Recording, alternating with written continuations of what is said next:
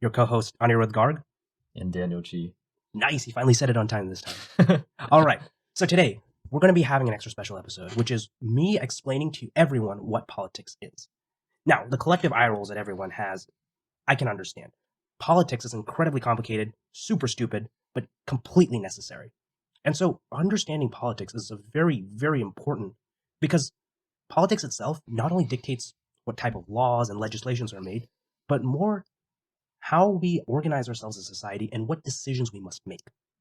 Before we have any discussion about politics, we have to first understand what we care about. This is something very important. These are our axiomatic beliefs, beliefs that we have absolutely no justification for. A good example of that is, I like pie. No matter how far back I go, I can never give a justification beyond I like pie. If I say I like pie and you ask me why, well, I don't really have a rational reason. I can say I like the shape. You could ask me, oh, why do you like the shape? I can say I like circles. I like this. You keep going back and there are no definitive reasons for why you prefer something. These are our baseline fundamentals. For me, my axiomatic belief is that I believe humans should be as free as possible. I can make many different reasons and arguments for it. I think we're luminous beings. I think we want to do things. I think it's very important that we can explore because we're very good at exploring.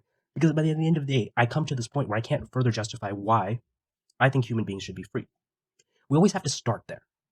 And Daniel, I'd actually like to know your axiomatic belief before I continue. Interesting.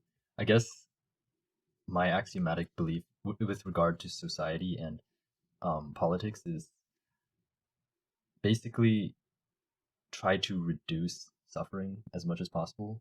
I think that's because I think that's more axiomatic than, for example, any value such as freedom, because freedom only has value insofar as it allows for prosper and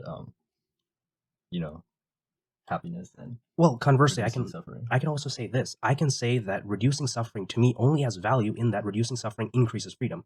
At some point where reducing suffering doesn't make a difference in freedom or might decrease a person's freedom, I might end up becoming pro-suffering. Even any way that you slice it, the axiomatic belief is what we consider the greatest good for ourselves and for the world around us. There are no real justifications. It can be selfish, it can be selfless, but the axiomatic beliefs are important because we need to have a consistent basis to base all of our ideology from. And for me, when I think about freedom, right, I come to the conclusion of a libertarian socialist. Now, Daniel's asked me before what exactly that means, and to him, I have no doubt it's an oxymoron. Looking at him right now, he's nodding. No, what a libertarian socialist is, or libertarianism in general, is an idea that we need to be as free as possible. Right-wing libertarians in the United States believe that the less government, the better. And it's true, the government can do great harm to people. It has a monopoly on force. It can harm people, it can take away their rights, it can take away their properties, and we acknowledge that. But what a lot of right-wing libertarians in the United States claim is that we should have corporate power, where a corporation, an authoritarian institution, they should have complete power. And in many ways, private capital should have the power to do whatever it wants. This complete free market fundamentalism is way different than a lot of the original ideologies of libertarianism, where instead of having a government oppressing you and taking away your rights, you let organizations and corporations that you work for take away your rights. Real libertarian socialism cares about not only keeping people free to do whatever they wish, but also keeping them free from coercion and stress. In fact, I'll give you a great example. There's a study that looked at wage theft and found that in the 10 largest states, wage theft from employers to employees was over $10 billion. That far eclipsed all burglaries, all robberies, and all other forms of petty theft in this country. We can make laws legislating against those, being tough on crime, trying to stamp out corruption. But those types of thefts, not many people are willing to take the effort to.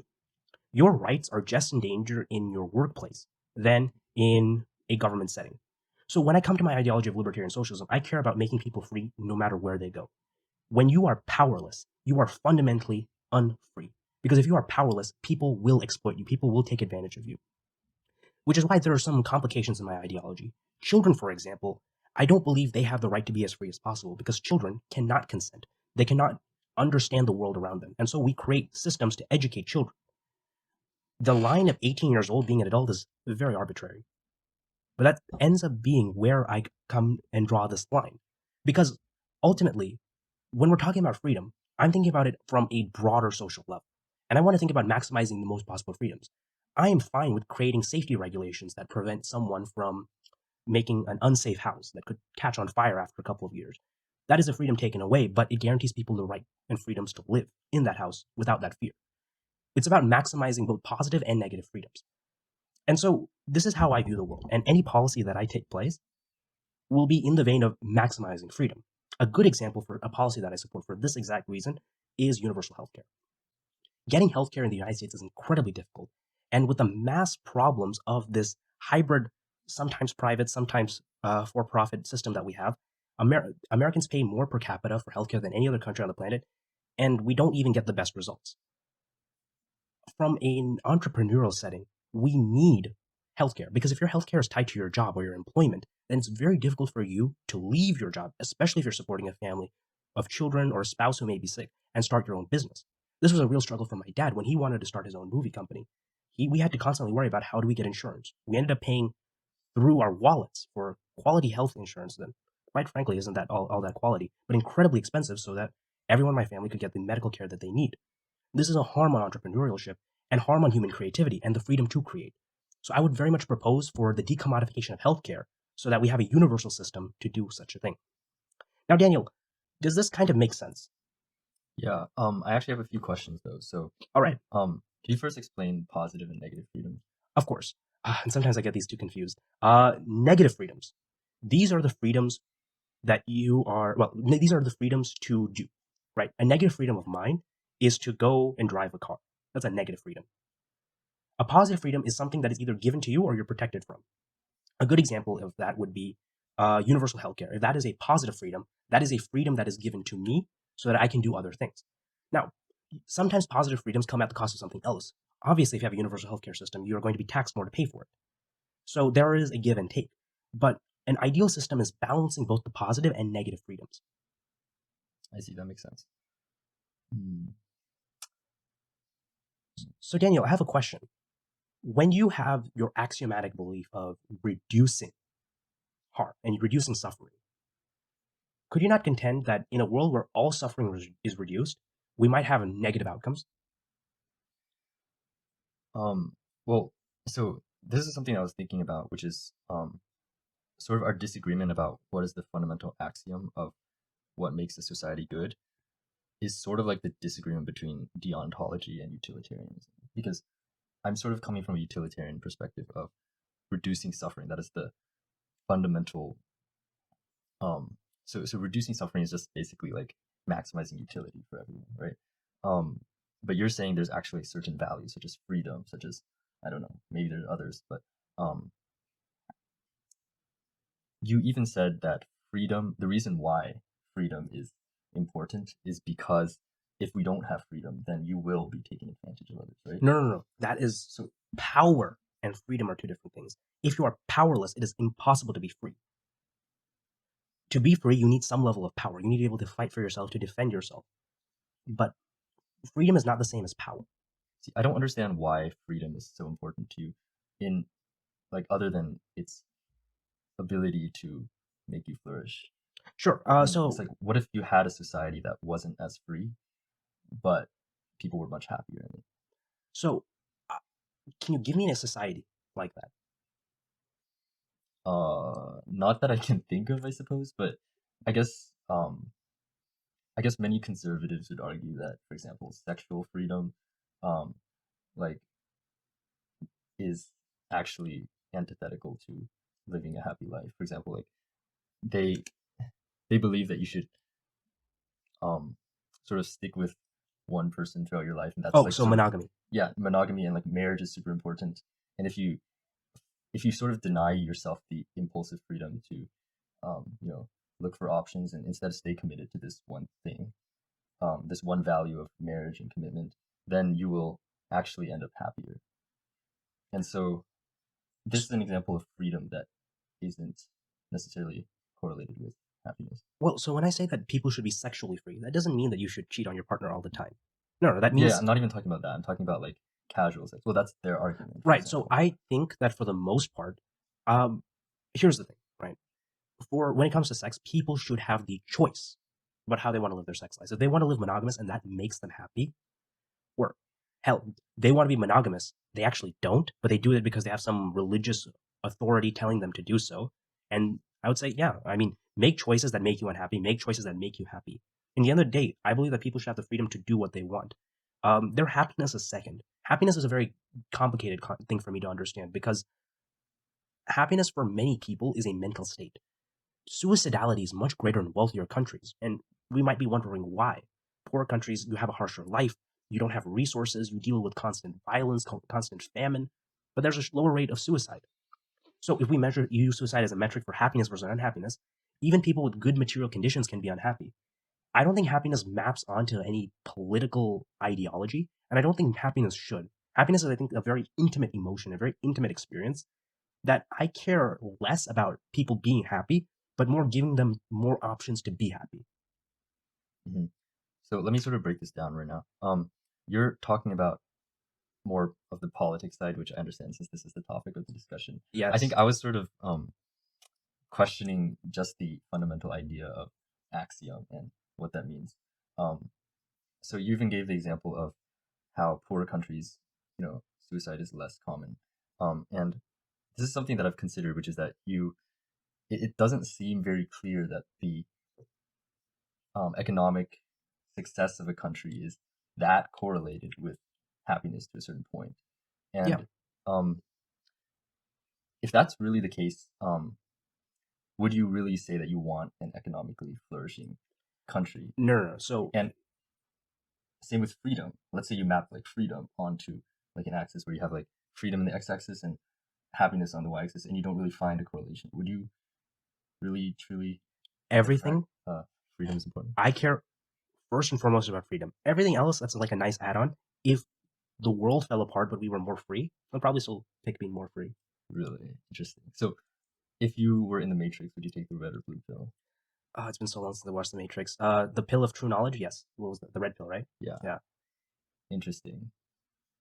I see. Okay, I think that if taking the red pill would allow me to somehow change the system and improve the world, then I would take the red pill. But if it was just purely based on my own experience, I would take the blue pill, since there's really no distinction between your experience of happiness. Yeah, I hate being lied to. I take the red pill, no question. Interesting. Okay. I mean, that's basically the allegory in the cave, right? Whether to leave the cave or not.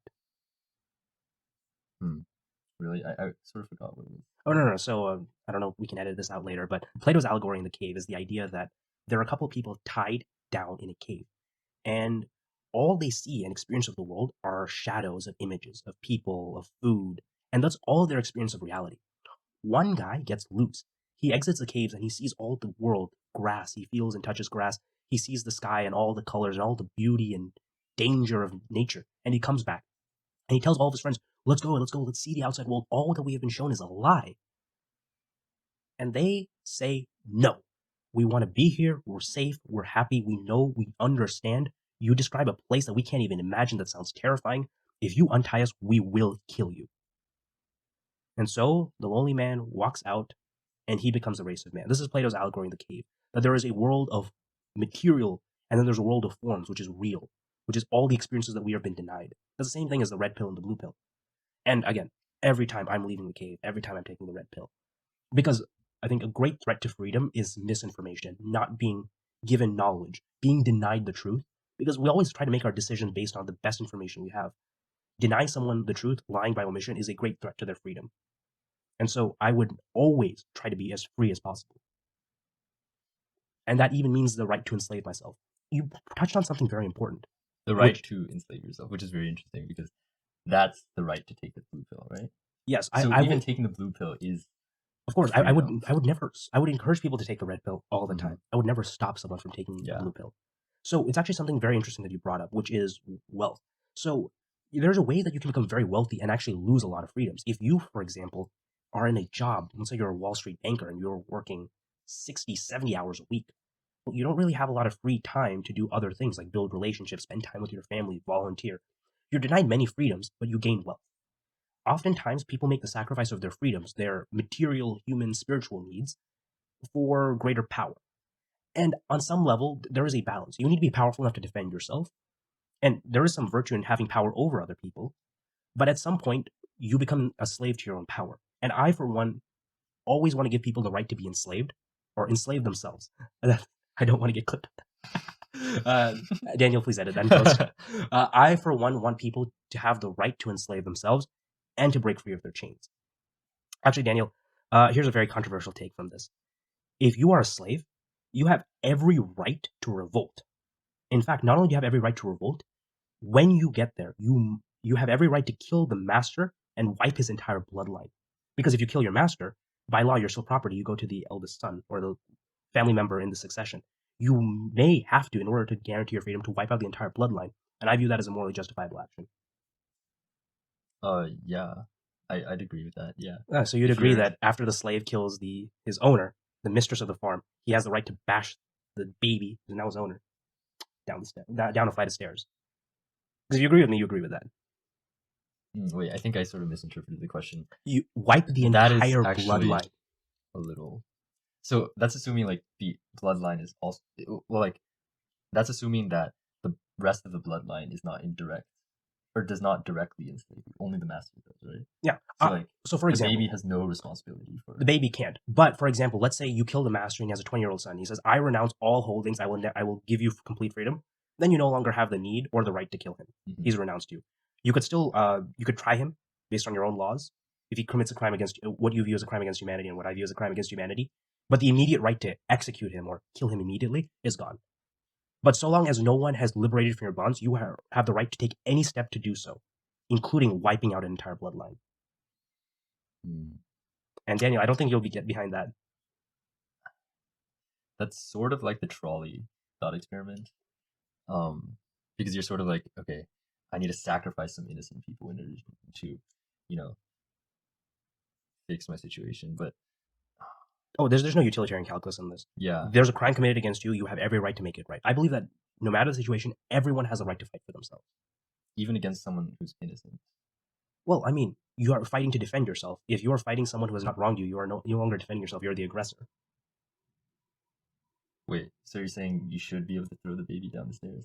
Well, I'm no. confused. If you are a slave and you organize the revolt, you may have to secure your own freedom. And in the world where you have to, that is morally justifiable.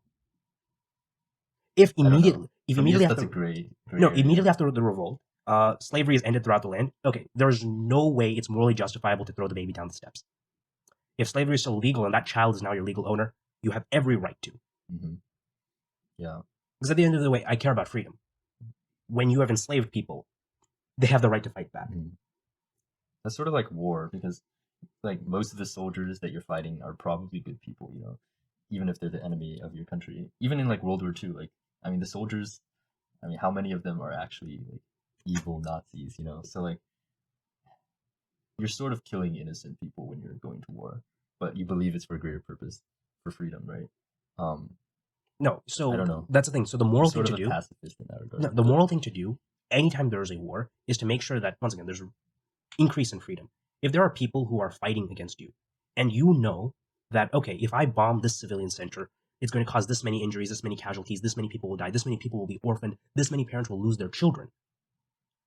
If it doesn't serve a strategic purpose of ending the war, making sure everything goes back to normal, you should not bomb it.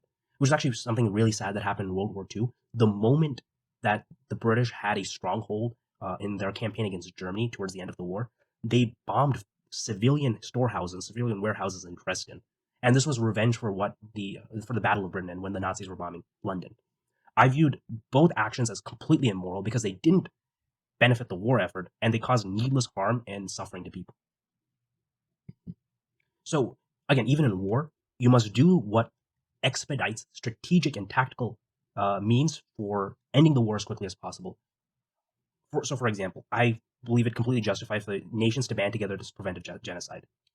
That every nation should, because that is a gross affront to human dignity and human freedom that must be stopped. Mm-hmm. Yeah, I'd agree with that. So going back to your original talk on your libertarian socialist ideology, Yes. how does that differentiate? How's that different from like just normal democratic leftist ideology? Because you're sort of saying you want to maximize both positive and negative freedoms, whereas, for example, just true, pure libertarians only want to maximize negative freedoms, right? Yes. But isn't that what liberals / Democrats want to do, right? They want to have healthcare. So, I mean, I feel like I can't really figure out what's the difference between the two. All right, so I'll give you a lot of the difference happens in the margin. So, for example, something that I'm a big fan of is worker cooperatives. I don't like the idea that you can have a boss who has authoritarian control over you, that you can't do anything. Right. Daniel, do you believe that if someone breaks in the house, you have the right to defend yourself with a firearm? Yeah. Great. If someone is stealing your property and you're a smaller person and they can do great harm by stealing your property, do you believe that you should be able to threaten them with a firearm or at least to scare them off, or in cases where they attack you to shoot? Mhm. Right? Oh, wage theft is much more common than property. So for and that burglary. example, you'd probably say, okay, the Democrats don't like firearms, right? So they want to. Yeah, obviously, I that would be love guns. I anti-freedom. love guns. But they would argue with the same freedom argument. They just say, but the consequences of having firearms are death due to guns, and that's taking away from the freedom of people to live. So most firearms deaths are suicides. And unfortunately, a downside of this ideology is you have to defend people's rights and their lives. That is unfortunately the truth. So if we actually talk about real gun violence, right? Mass shootings are so rare compared to like the casualties from mass shootings are minuscule compared to the total number of gun deaths. Most gun deaths are gun suicides. If you want to make the argument that guns are bad for people's mental health, that they make them more, that they put people in more danger, I will completely acknowledge that with you. I will agree with you 100%. Guns make society more unsafe. But the inherent act of ownership of a gun does not reduce freedom. So the act itself of owning a gun does not reduce freedom. So I am very hesitant. A dangerous world how does that not reduce freedom? If you're in fear of getting shot, you're going to be less free in your actions. Yeah, so I think there's a big difference between, let's say, just the ownership. I would never be against ownership. I'm fine with terms of regulations such as magazine size, training. I'm a big proponent of saying, all right, if you want to give people guns, let's give them the best possible safety training, de-escalation tactics, training and education. If you say to get a gun, you have to go through these hoops, waiting periods, taxes, fees, criminal background checks, I'm fine with all of that. But as long as the fundamental right to ownership is never infringed. Okay. For the most part, I want everyone to have a fair shot to do something. Whether or not we make it more difficult, I'm more amicable to solutions. Right? I like the idea of trying to make things as easy as possible if something is important. If there's a benefit in making something a little difficult to attain, like a driver's license, yeah, I can agree with that. So I totally agree with what you said about how freedom, there's a give and take, right? It's like the freedom that you give one person almost always requires taking freedom away from someone else, in a sense, right? Yeah, in a sense, if I give people the freedom to negotiate their own wages, I am taking away freedom from the employers to maximize profit. Yeah, exactly. So how do you balance that? And like, what criteria, if any, do you use to figure out who should be the one to get freedom and who should be the one to get freedom taken away from them? That's a very interesting question. So I think that at the end of the day, so this is where I would disagree with a lot of socialists. Socialists believe that workers should have all the power and all the freedoms, as many freedoms as possible. I will say I would like something like a worker cooperative where every worker has a stake and ownership in the company. I think that's very beneficial, and I think that's very true to my ideology. But even in a traditional firm, I want the worker to have every right to negotiate for their wage as high as possible. I want to make sure that there's no coercive element for them to take a lower wage, which is why, even though there is a lot of arguments economically against the concept of a wage floor, like minimum wage, I would still support it because that at least ensures that there's some level of power that people have in bargaining. So, given that we already understand the relativity of this freedom thing, what is the deeper axiom then that is allowing you to make these decisions between the different distributions of freedom that you give to different people? So I care about maximum freedoms. Obviously, it's not give and take. Your freedom to pollute the water is not equal to my freedom to drink clean water. Okay, that's a very good point. Yeah, they're not equal in terms of in terms of who is free. You lose a relatively small freedom, and I gain a bigger one. And sometimes we may need to justify. Like, for example, if I drink toxic water and I'm a child and cause brain damage, you have caused irreparable harm to my freedom. By reducing my cognitive capabilities of what I can do, you have done so much harm that such a thing as being allowed to pollute the water is morally abhorrent. So I would view it like that. Whereas you having to spend a little extra money to store your toxic waste, it's going to be very tough for you to make the argument that a huge freedom is infringed. I actually think my original position that we should minimize suffering and maximize utility isn't actually it's not it's not incompatible with your view of maximizing freedom. Well, only given this assumption or you have to maximize, or you have to satisfy this assumption, which is that you believe that humans naturally do what they want, and what they want will lead them to happy lives, right? Yeah, I don't Do make you the believe assumption that? that people do what makes them happy. I do not believe that. I know that because I am a human and I make constant decisions about what, and those decisions make me unhappy. Knowingly, things that make me unhappy, I do them anyway. So I think that's just a matter of, happiness is inconsequential to me. It really is. I care first and foremost about freedom. If the freedom makes you more happy, more power to you. If your freedom makes you unhappy, you keep doing you. Hmm. I'm not sure if you okay. I'm not sure if you truly believe that. Oh, I do. Then okay, Give me I the. still feel like you're judging the value of different policies based on the utility. Based on, okay, you said if you pollute the water and No, no. the So, baby's irreparably damaged, like that's still like so, about the baby's future happiness and well-being. It's not really about his freedom, is it? so again, you're right. If my goal was, I'll have to use some level of calculus about their well-being in order to determine freedom, because for many reasons, measuring freedom objectively has to be measured in terms of harm, and minimizing harm, or minimizing human suffering, is a pretty good axiom for measuring that. It's a good starting point to build tools for measurement. But at the end of the day, here's where I come down to it: they're not all harms are equal. The soreness you get at the gym from lifting weights is not the same as having your patellar tendon torn. Right? They both have pain. One is reduced your freedom, preventing you from doing other things, and one is minor inconvenience, but that opens pathways to more freedom in the future. So if I just measure harm in terms of pain, they both look pretty similar. If I measure harm in terms of what you have been denied, that's a very different story. Hmm. What, so let's take prisoners, for example. Let's Yes, say um I don't like prisons very much. let's say you have one option, which is to, or let's say the prisoner who's a drug addict and a criminal. Okay. Mm-hmm. You have two options. One is to keep him in his house. He has what is it called when you're not allowed to leave your house? House arrest? Yes, house arrest. Um, and you believe that this is going to make him happier because is he needs to recover from his drug addiction, right? I don't care if he's happy or not. So you believe that he should have the right to just go out, even if he's, So again, right? you know, I don't like the institution of prison. So two things: I will never support the death penalty, and I'll never support life in prison. Those two things that I'll never support. But if in terms of how we deal with criminals, for the most part, people who have drug substance abuse problems, they have a mental illness. An illness needs treatment. I would never put them under house arrest. I'd put them into a medical facility where they can be okay, treated. that was a really bad example. Yeah, very Yeah. bad. But even let's say that's a person who's committed a violent crime. Let's say they got into a physical fight and assaulted Mm-hmm. someone.